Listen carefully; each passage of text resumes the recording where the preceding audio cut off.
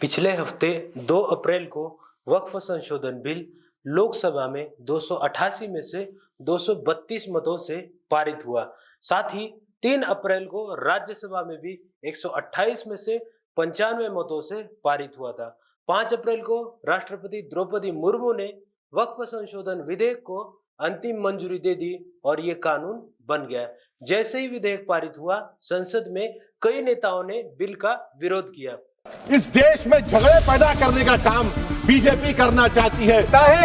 कहां इनकी double engine की सरकार ने लोगों को रास्ते पे ईद का नमाज भी पढ़ने नहीं दिया और ये बात करेंगे। मुस्लिम समाज को टारगेट करके नुकसान पहुंचाने की आपकी मंशा साफ हो गई है। यह विधेयक हिंदुओं और मुसलमानों को बांटने की सरकार की साजिश है। सरकार मुस्लिमों के अधिकारों को छीनने की कोशिश कर रही है। इस प्रकार की आलोचना भी की गई। वहीं कुछ नेताओं ने सरकार वक्फ संपत्तियों पर अपना नियंत्रण हासिल करना चाहती है, ये आरोप भी लगाए गए।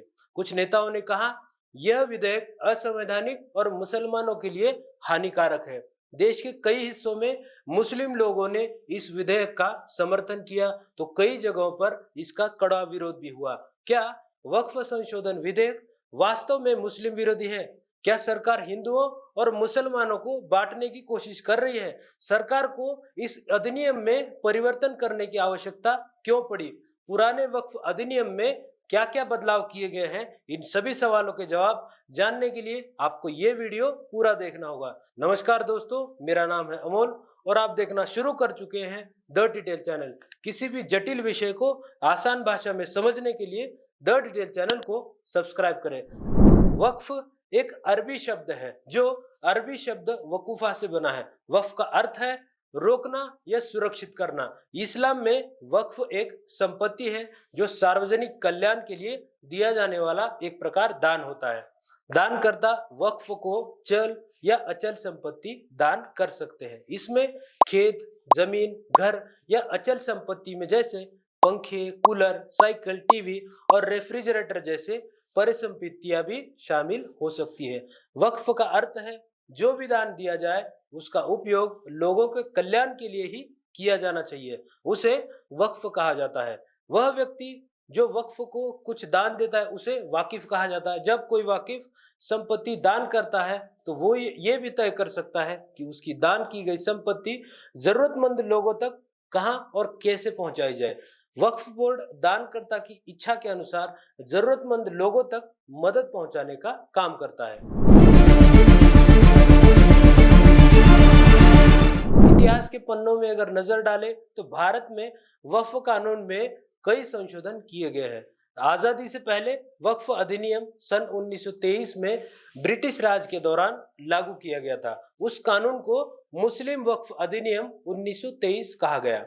आजादी के बाद वक्फ अधिनियम में साल 1954 में और फिर 1995 में संशोधन किया गया। वर्ष 2013 में भी वक्फ अधिनियम में थोड़ा बहुत बदलाव किया गया।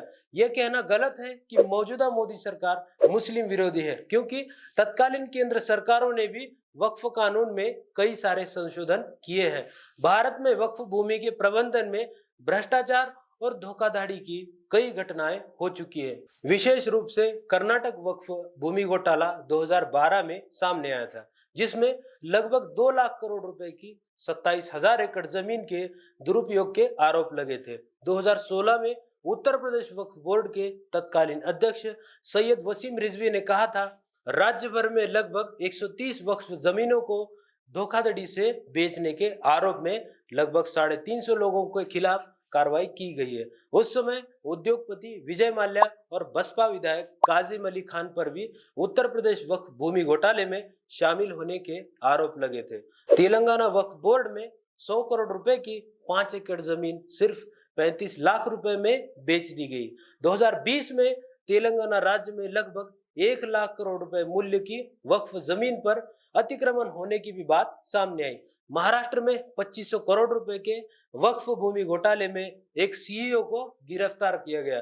दिल्ली में 286 करोड़, पश्चिम बंगाल में 2300 करोड़ रुपए और आंध्र प्रदेश में 14,000 एकड़ जमीन पर अवैध कब्जा किया गया। इस प्रकार के देश में हर एक राज्य में सैकड़ों भ्रष्टाचार और गड़बड़ियां उजागर होने लगी। ऐसा नहीं लगता है कि मुस्लिम समुदाय को निशाना बनाने के इरादे से केंद्र सरकार ने वक्फ अधिनियम में संशोधन किया है। भारत में 1.5 लाख करोड़ से 2 लाख करोड़ रुपए की लगभग 6 लाख एकड़ वक्फ भूमि है, लेकिन इससे प्राप्त आय का बहुत ही कम हिस्सा जरूरतमंद लोगों तक पहुंचता है। वक्फ कानून में क्या क्या संशोधन किए गए हैं, इसके बारे में अब हम जानकारी ले लेते हैं।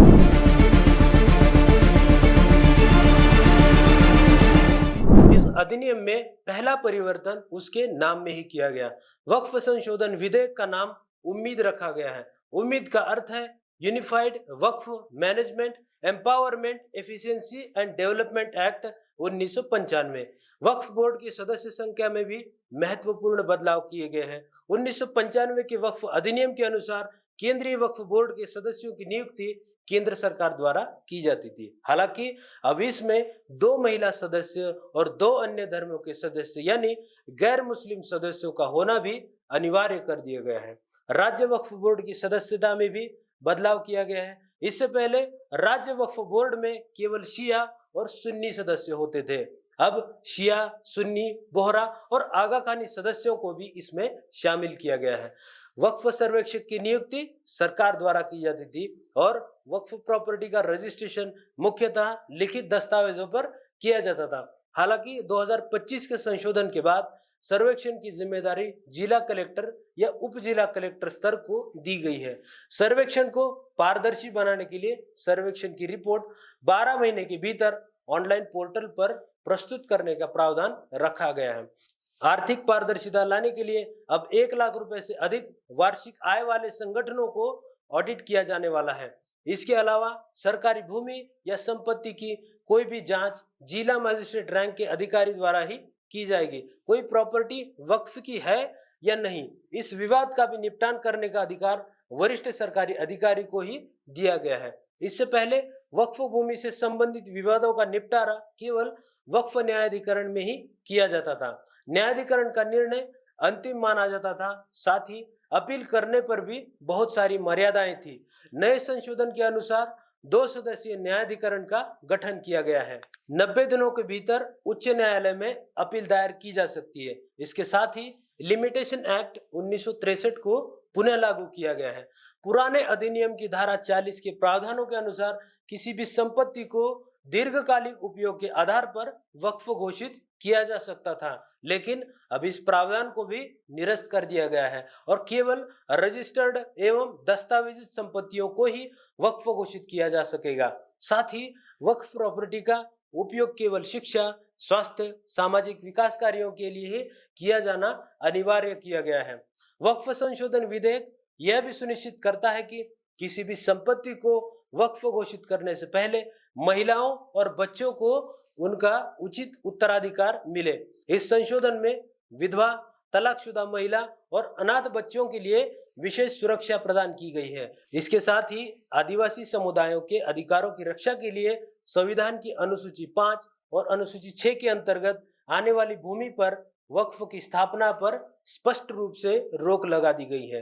केंद्र सरकार ने इस संशोधन विधेयक को उम्मीद नाम दिया है और कानून में कई महत्वपूर्ण परिवर्तन किए गए हैं।